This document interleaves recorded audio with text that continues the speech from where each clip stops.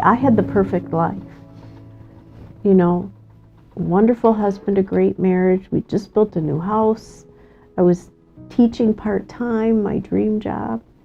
And we had a 14-year-old and a 16-year-old and this tag-along little 7-year-old boy. And all of a sudden, out of the blue, you know, I get this diagnosis. A friend, after I got sick, got me this One Day at a Time one. And I think that in the beginning, it's just shock and panic. And all I could think of was, I have little kids at home, I don't want to die. Odds of surviving the case of HER2 was about 2 years. That really sets you back a little bit then. You're in your early 40s and everything's going good and the kids are growing up and okay, and all of a sudden you get this diagnosis that, you know, the end is near. And it was a miracle catch, they told me, that they found this lymph node. And then the whirlwind, all I did was cry. I cried for 2 months. And my oldest son, who's 16, came to me one day, and I was in bed. I'll never forget, my eyes were all puffed up. And he said, "Mom, you gotta quit crying." And I said, "Grant, I'm just so sad and so angry and so scared. I just can't." And he said, "Well, Mom, my younger brothers can't tell you this, but I can. You need to stop crying because we need a normal mom."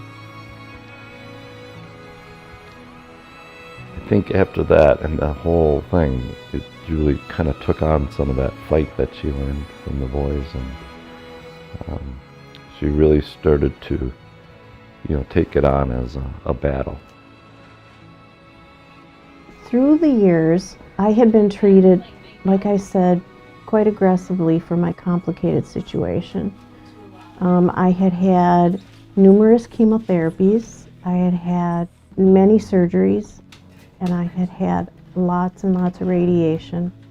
And I was left with an open wound on my chest. I bet you she went 8 years with the wound and dealing with the wound on a daily basis before the hyperbaric chamber came along. So I was referred by my oncologist to the wound healing department. And there I was introduced to Dr. Caldwell and his amazing staff. We have a proactive approach to treating wounds here, and our motto is, we don't care for wounds here, we close wounds.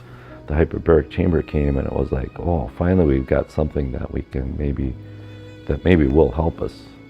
And for approximately a year, I went in that chamber for 2 hours every day, and I lived at the Hope Lodge. But for the most of that year, they just worked on building a base of brand new tissue. I could see it too, and it was like a miracle was happening right before my eyes. I'd be like, "You guys, look, there's granulated tissue." I became an expert in granulated tissue. Hyperbaric medicine is really the combination of using oxygen as a medicine or as a medication, and dosing the oxygen that you use by changing the atmospheric pressure that the patient receives that oxygen dose.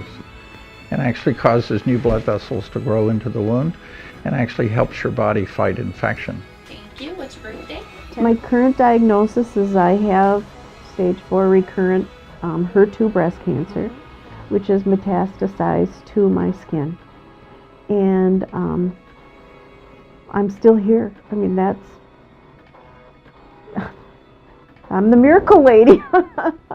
And I don't know what to say, but I wouldn't be here if it weren't for the people and the team around me in my life, and the researchers, and of course my family, who makes me say, no way, nobody else is getting my family. I'm going to be here.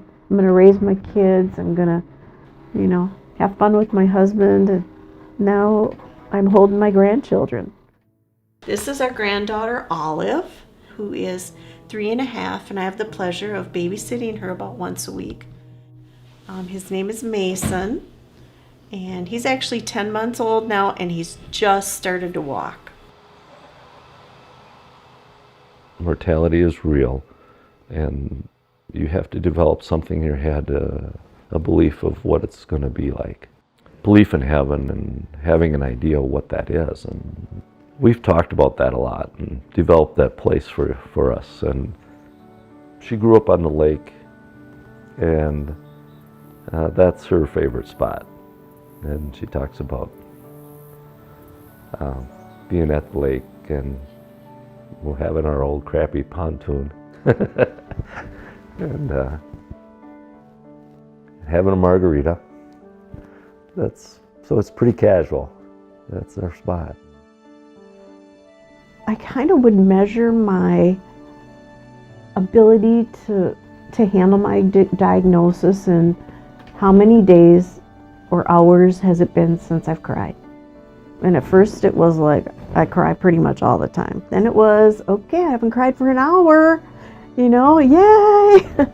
And then it went from weeks to months, and now I seldom cry because I realize the gift that I've been given of all this time to put things in perspective and to understand that even though it's a terribly difficult, hard thing, that there are also some really important lessons that come from all this that help me live my life maybe in a way that's happier than a lot of people do, because I know that tomorrow might not always be here.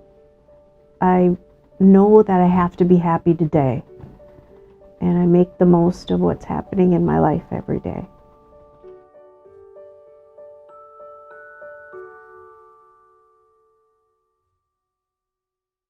Okay, now remember the rules. No wrinkles, white teeth, skinny mini. Got it. Got it? Okay, you can put that in the tape too.